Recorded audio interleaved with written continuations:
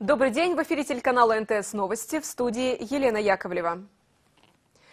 В Кыргызстане начинают борьбу с коррупцией в правоохранительных органах. Глава государства подписал решение Совета Безопасности. Меры, которые предполагаются, действительно жесткие. Однако, по мнению экспертов, по-другому просто нельзя. В противном случае заявления на необходимость искоренения коррупции так и останутся декларативными. Аналитики говорят, теперь главное, чтобы реализация планов не затянулась. Для ликвидации коррупции сегодня есть политическая воля всех ветвей власти. Подробности в нашем следующем сюжете. Запрет на дальнейшую работу в правоохранительных органах и уголовное преследование всех, кто утратил доверие в связи с подозрениями в коррупции. Теперь поблажек для оборотней в погонах не будет. По крайней мере, так обещает Совет Безопасности. Меры, которые предполагаются в рамках реализации планов по ликвидации коррупции, будут очень непопулярные. Но по-другому ситуацию в стране сегодня не переломить. На фоне правового беспредела, который сейчас у нас существует, эти меры воспринимаются обществом на ура. Коррупция настолько глубоко пустила корни, что она может и противодействовать следствию. У нас есть такое понятие в криминалистике – расследование в условиях противодействия следствию. Ну и другие меры, допустим, лишение всех благ, которые предоставляет военная, государственная служба лицам, дискредитировавшим себя, лица, которые осуждены за коррупционные правонарушения и преступления. И я думаю, чем скорее президент возьмется за очищение и привлечение с возмещением награбленного, тем больше у него будет уровень доверия. На сегодняшний день правоохранительные органы из защитников превратились в инструмент отъема частной собственности, говорят эксперты. В этой связи важным шагом в этом направлении аналитики называют ревизию принятых ранее судебных решений и проверка уголовных дел. В частности, рекомендован пересмотр сделок, совершенных под давлением и воздействием одной из сторон. Эти меры, по мнению членов Совбеза, помогут в противодействии рейдерскому захвату имущества и другим мошенническим действиям. Значит, как показывает практика, очень много разных правовых споров, в том числе уголовно-правовых споров, которые связаны, имеются с вопросами передела собственности, имущественных, и очень часто эти, скажем так, споры тесно переплетены с различного рода должностными преступлениями, махинациями и так далее. И, к сожалению, в этом процессе правоохранительные органы зачастую занимают позицию, ну, скажем так, неэффективной защиты прав собственности. Некоторые не просто потакают, скажем так, криминальному рейдерству. Рейдерство – это захват чужой собственности. Криминальному рейдерству даже участвует в этом. Очень много рельефных таких примеров. Важным звеном в противодействии коррупции в органах станет тотальный контроль за всеми сотрудниками правоохранительных и судебных органов в служебное время. Предполагается установить в кабинетах видеокамеры и обеспечить доступ к этим материалам службам внутренней безопасности. Такие меры помогут предотвратить факты давления на подследственных лиц, а также ограничить тех, кто привык использовать должность для обогащения.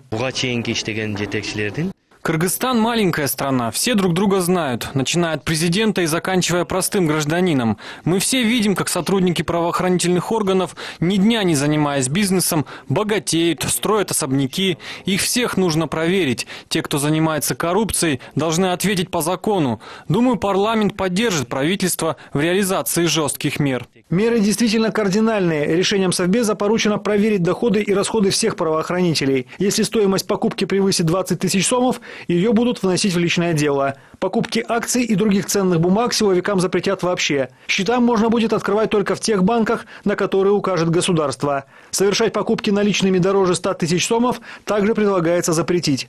Те же, кто надеется записать имущество на других, тоже будет непросто. Решением Совбеза использование сотрудникам правоохранительной системы чужого имущества будет являться основанием для проверки. Президент сказал очень важные вещи. Эти меры, я считаю, будут поддержаны не только парламентом, но и населением. Народ давно ждал этих слов. После того, как глава государства об этом заявил, уже никто не сможет закрыть глаза на факты коррупции в органах. У нас есть много законов, которые направлены на борьбу с коррупцией.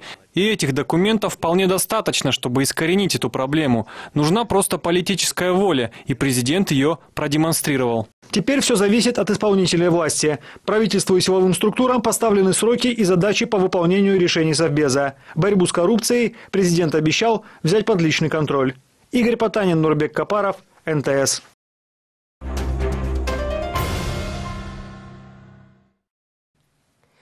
Торговал наркотиками, а в свободное от торговли время работал милиционером. Старшего лейтенанта, командира взвода отдела Главного управления Госспециализированной службы охраны по Ленинскому району задержали за сбыт гашиша.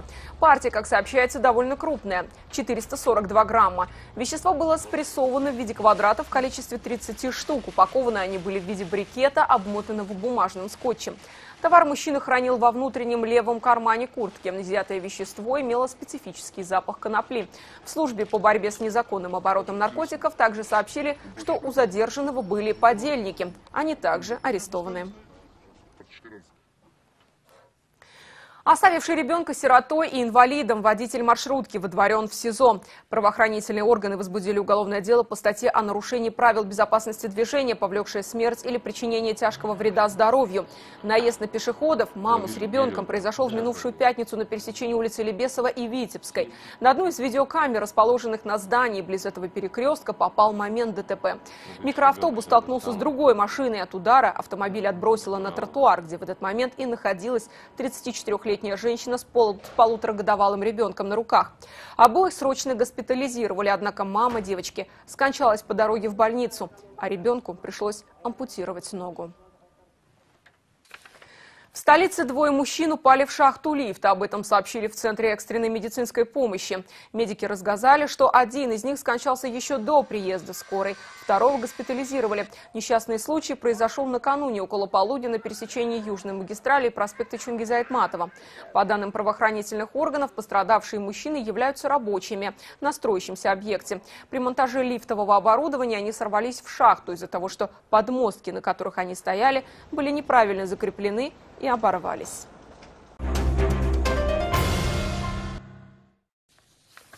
Неправильные решения руководства, неслаженность работы штата и неподготовленность объекта к морозам до минус 30. Таковы предварительные причины аварии на ТЭЦ, в результате которой в самые холодные дни этой зимы целая столица замерзала в собственных домах. Из заключения межведомственной комиссии, которая изучала обстоятельства аварии, следует, что несмотря на предостережения о предстоящих аномальных холодах, необходимая проверка всех цехов и оборудования на ТЭЦ проведена не была. А между тем уже с 24 января увеличился расход той самой химобиссоленной воды в 1,5 раза. И в последующие дни она шла на промывку и прогрев котлов, регенерацию фильтров, подготовку к подключению третьего блока.